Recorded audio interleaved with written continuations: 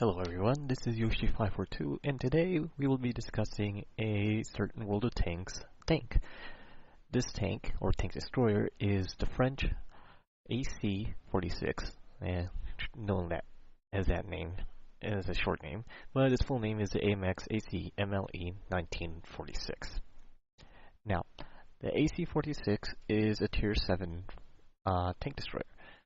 You can see here on the tree that after you get the FT, you move to the top path, and you go through the FTAC, the UE57, the SAU40, the S35CA, the ARL V39, and you stop here at the AC46.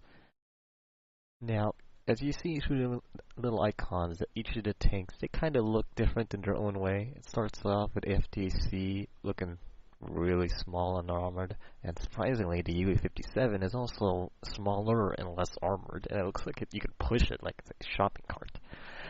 The SAU40 looks much bigger and clunkier, and the S35CA, it looks like a freaking bathtub with a tank gun attached to it. And the ARL V39 looks even more different. And when you hit the AC46, you get a much more tank destroyer look. It looks a lot like a very popular German Tier 7 tank destroyer, which if you don't know what that is, considering if you played this game or not, it would be the very popular Jagdpanzer. Jagdpanzer looks increasingly similar, but there are some differences with this. The American Tier 7 tank destroyer, non-turreted, which is the T-25AT, also looks very similar to the AC-46 and the Jagdpanzer.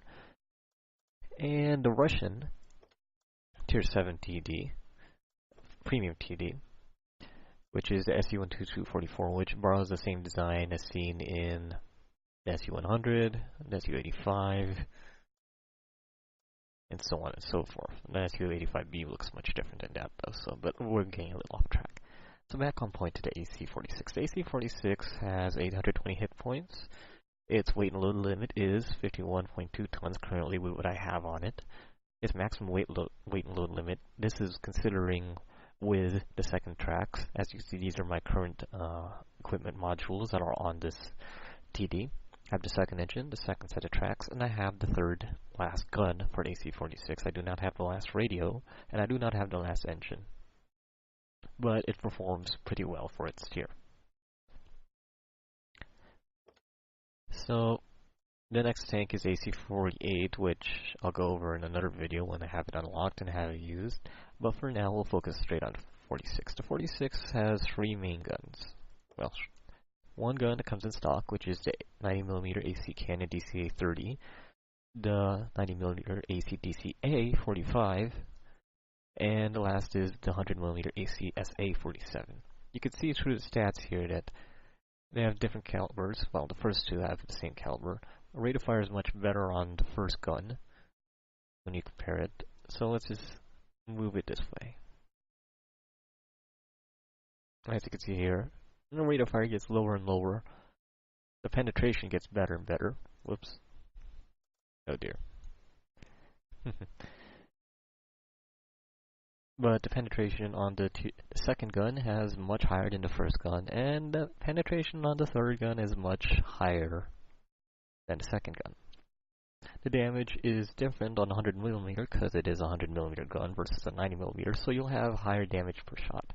The accuracy is pretty similar between the second and the third gun, 0.34 at 100 meter range, and aiming time is actually surprisingly worse, even though it is a more powerful gun, at 2.9 seconds. The nice part about the second and third gun is it can carry over to the next tier tank, which is the AC-48.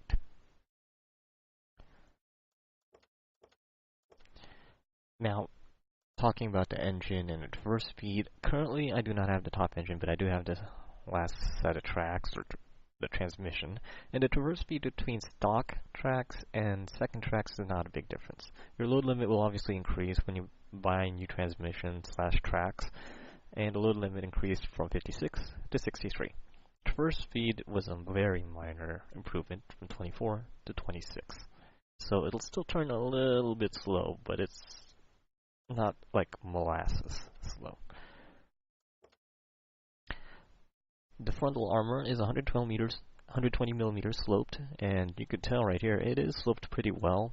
Probably not quite as well sloped as you would see on the Jagdpanzer or the SU-122-44 Tier 7 Russian Premium TD, which I also have, which I'll go over in another review in the future. And there's two massive weak spots here, which is this commander's viewing bar / tumor, and the machine gun port, which houses the radio operator. Now, whenever someone shoots at these two spots, the armor there is arguably weaker and a lot flatter than the frontal.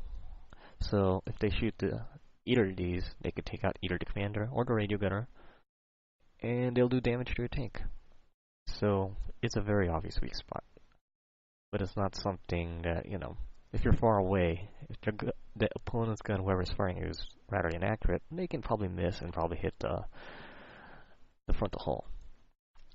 The lower hull is very, very hard to hit, so don't bother hitting that unless this TD is looking down on you and you have a clear view of this area. You could blast that and it'll be pretty easy.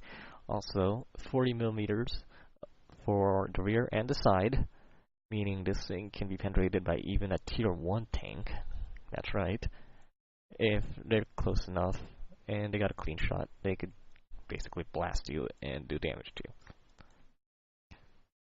The mobility and movement of this tank is, I would say, decent, but not all that great. It probably is very comparable to a Jagdpanzer. It can get around, it can move, but don't expect it to zoom around since it is a TD.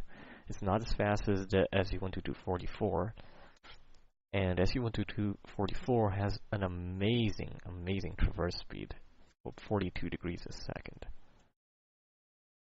This is 26 degrees a second, which is, I would say, I guess, average or maybe below average, but that's my personal opinion. Now, you're probably wondering, okay, so what type of modules should I put on this TD?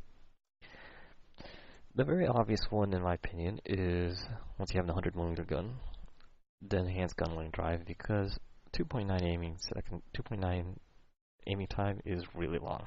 You don't want to wait a whole near 3 seconds just for your reticule to close before you fire. The accuracy is decent, but the shorter the aiming time, the better.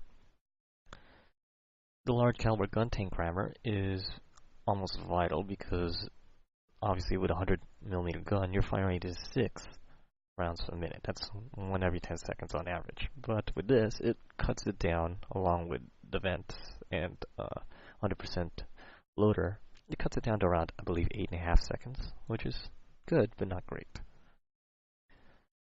The improved ventilation class is basically +5 to all your crew skills, so whatever they have, it increases your performance by 5%. It's pretty useful. You could replace this if you want with something like a camouflage net if you have an exterior which has camo paint on it, and all your crew members have 100% camo, actual camouflage skill on them.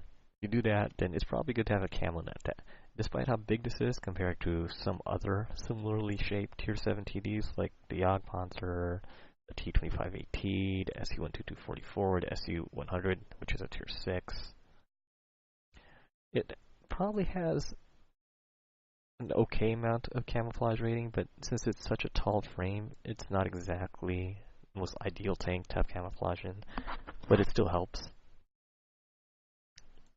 That way you can quickly blend into the terrain. You're hiding behind a bush and you fire.